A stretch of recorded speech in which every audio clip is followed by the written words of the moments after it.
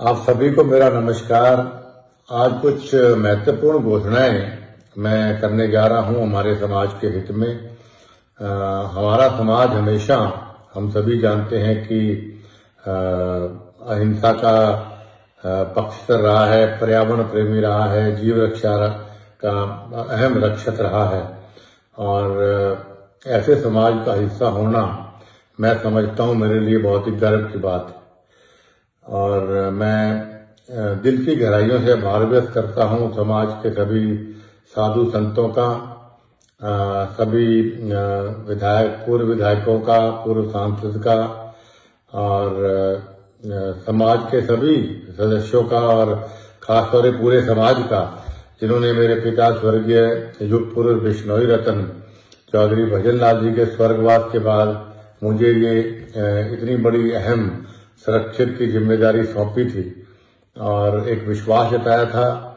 और मुझे खुशी इस बात की है कि लगभग 12 साल से ज्यादा मुझे सुरक्षक समाज का बने हो गए और इन 12 सालों में मैंने पूरी मेहनत, लगन और ईमानदारी से इस समाज को एक माला में पिरो के रखा।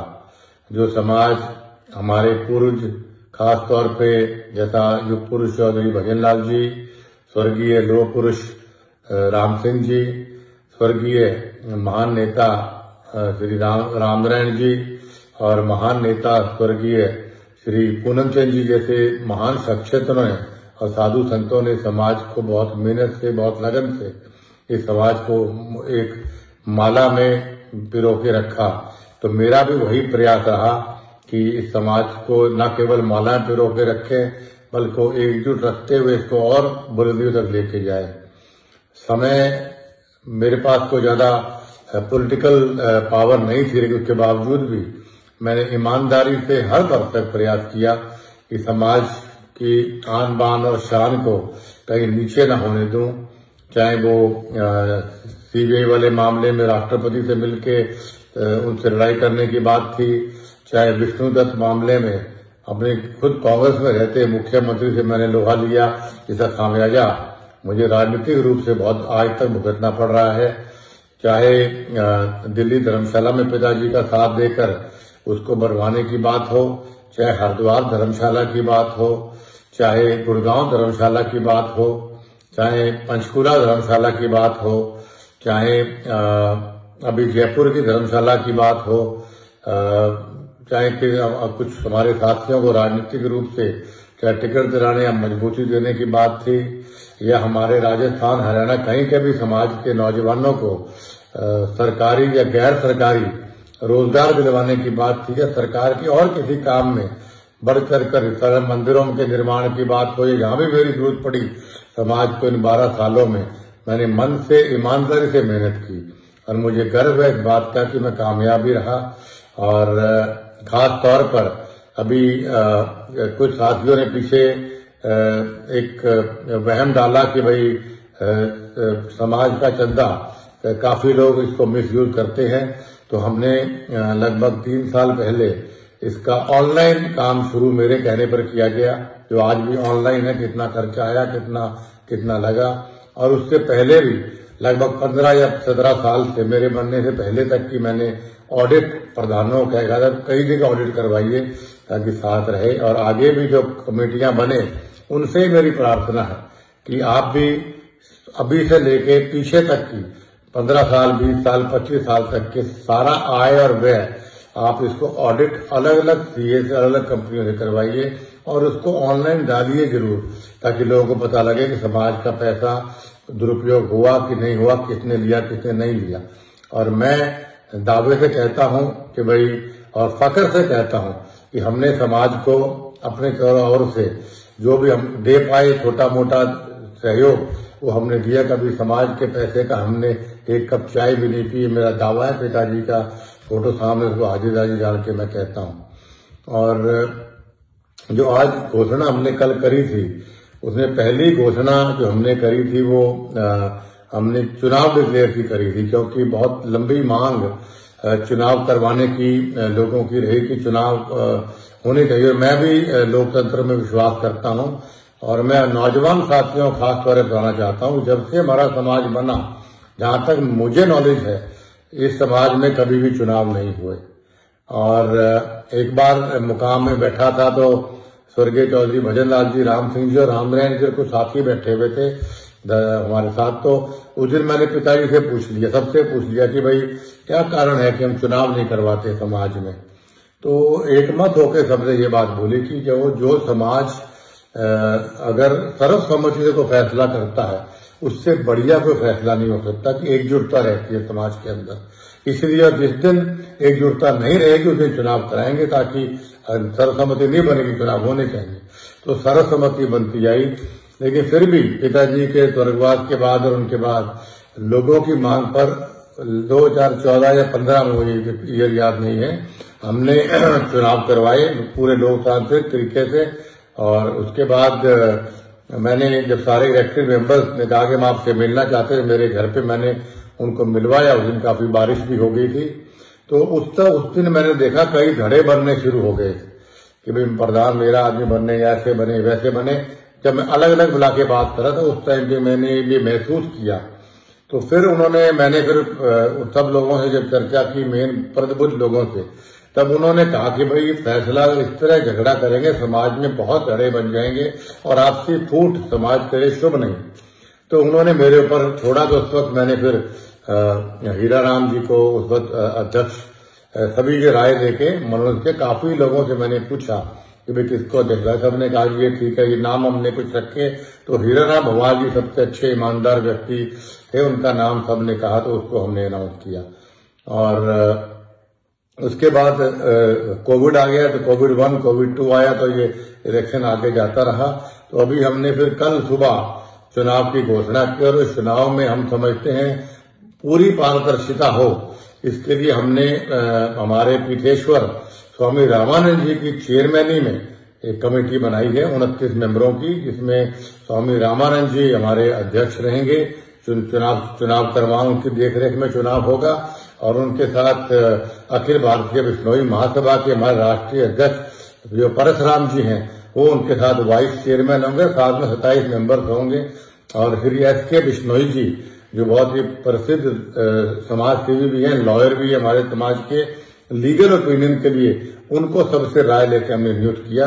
और इन सभी से मेरी प्रार्थना है कि 1 मार्च मतलब फागुनी मेले से पहले हमारा नया कमेटी बन जानी चाहिए, चुनाव पारदर्शिता से होकर, और नया अध्यक्ष भी बन जाना चाहिए। और मेरी सभी जो नए इलेक्ट मेंबर होंगे उनसे मेरी हाथ जोड़ के प्रार्थना है, प्लीज आप ऐसा अध्यक्ष चुनिए जो अध्यक्ष जो समाज का जोड़ने का काम करे, तोड़ने का काम ना करे। जो अध्यक्ष 29 नियमों को अपना सम्मान करता हो, जिसके लिए समाज सर्वप्रिय हो स्वार्थ से ज्यादा, ऐसा अध्यक्ष आपको चुनना चाहिए। जो नशा ना करता हो, जो अध्यक्ष माँ और बेटियों को अच्छी तरह से देखता हो और ईमानदार अध्यक्ष हो, उस आदमी को आप अध्यक्ष चुनिएगा। हमारे समाज के भविष्य और बच्चों के भविष्य का सवाल, ये मेरी पहली प्रार्थना भी है, पहली घोषणा भी हमने कल इस बात की हमने करी थी कि भाई हम चुनाव डिक्लेयर करते हैं। आज से चुनाव की प्रक्रिया शुरू, सारा का सारा पावर स्वामी रामानंद जी के पास है। स्वामी रामानंद जी की देखरेख में सारा चुनाव होगा। उनसे प्रार्थना जल्दी से मीटिंग बुलाकर वो अपने आगे चुनाव की प्रतिक्रिया वो शुरू कर दें। और उसके बाद में आपको दूसरी जो घोषणा हमने करी थी कि भाई हमें सब प्रभुजनों से बात करके हमने ये फैसला किया कि भाई समाज में हमें कोई संरक्षक, हमें कोई ऐसा व्यक्ति और देखना चाहिए, क्योंकि मैंने कहा कि मैं ज्यादा समय समाज को मैं नहीं दे पाऊंगा। तो हमने यही बात कही कि भाई तो फिर किसको हम संरक्षक का रूप दिया जाए। तो सभी ने एक मत होकर कहा कि स्वामी रामानंद जी जो है सबसे हमारे पीठेश्वर भी हैं, और हिंदुस्तान हो जाए विदेश तक उनके बहुत सम्मान लोग करते हैं, और उनको सारे हमारे समाज का ज्ञान भी है और बहुत लंबा तजुर्बा समाज पे है। उनकी तो दर्शन मात्र से सबके पाप खत्म हो जाते हैं, सबके कष्ट खत्म हो जाते हैं। तो उनको मैं समझता हूँ उनसे बेहतर संरक्षक के रूप में कोई होना चाहिए। सबसे राय लेके हमने स्वामी रामानंद जी को संरक्षक हमने नियुक्त किया है और ये भी एक फैसला हमने कल किया था। और बाकी जहां तक मेरी बात है, मैं अपना यही कह सकता हूं कि मैं कभी पद का लालची नहीं रहा। सभी जानते हैं कि 2000 जब मैंने 80 दल की बात उठाई थी, तब मुझे कांग्रेस पार्टी ने लालच के रूप में केंद्रीय मंत्री की पेशकश की थी। मैंने सारे अखबारों में छपा था कि मैंने उसको डिनाई किया था। फिर डेप्यूटी सीएम की मुझे पेशकश की गई थी, तो मैंने कहा कि भाई मैं बिकाऊ, कुलदीप बिश्नोई और बिश्नोई समाज का कोई भी आदमी बिकाऊ नहीं हो सकता, तो मेरे लिए सिद्धांत सर्वप्रिय हैं।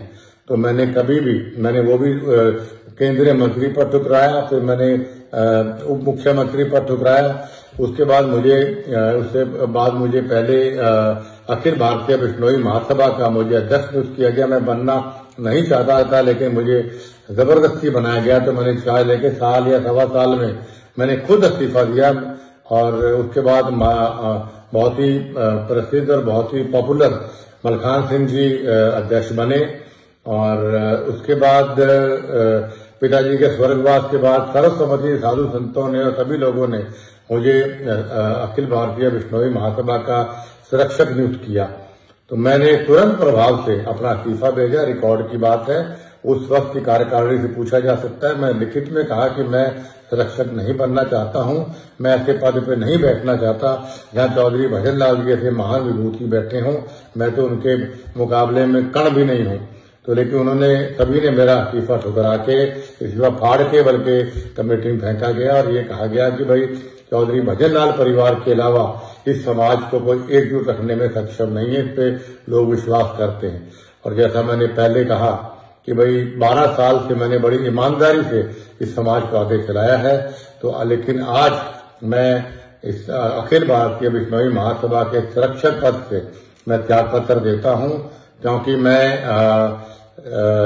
व्यक्तिगत कारणों से मैं इस समाज को ज्यादा समय नहीं दे पाऊंगा, क्योंकि राजनीतिक रूप से मुझे आगे बहुत बढ़ना है और भी मुझे काम है। लेकिन आप इस बात से बिल्कुल चिंतित मत होइए, जब भी समाज को मेरी जरूरत पड़ेगी तो मैं 24 घंटे समाज की सेवा में, मेरे घर के दरवाजे खुले हैं। दुख में सुख में इस समाज ने हमेशा मेरा साथ दिया और आज भी मुझे बड़ी खुशी है कि आज कल मुझे रजिस्टर देके गए शहर के अंदर भी कि 200 से ज्यादा इलेक्टेड और नॉमिनेटेड मेंबर्स ने ये लिख के दिया कि कुलदीप बिश्नोई में विश्वास जताते हैं। और जो हमारी कमेटी है 21 मेंबर की, एक का हमारे स्वर्गवास हो गया, उनमें से 20 में से 14 लोगों ने भी ये आस्था जताई, विश्वास जताया कि भाई कुलदीप बिश्नोई हमारे संरक्षक है और रहेंगे। मैं उनका भी और समाज के लोगों का दिल की गहराइयों से मैं आभार व्यक्त करता हूं कि आपने चौधरी भजन लाल जी पे और उसके बाद मुझ पे आपने विश्वास जताया। और उम्मीद करता हूं कि आपके चौधरी भजन लाल जी ने भी और मैंने भी आपकी अपेक्षाओं पे, आपकी आशाओं पे हम खरे उतरे। और आगे भी मैं आपसे यही कहना चाहता हूं कि समाज को जहां भी मेरी जरूरत पड़ेगी, आधी रात कुलदीप बिश्नोई हाजिर है।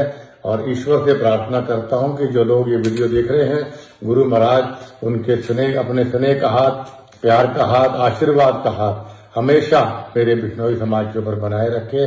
बोलो गुरु जम्बेश्वर भगवान की जय।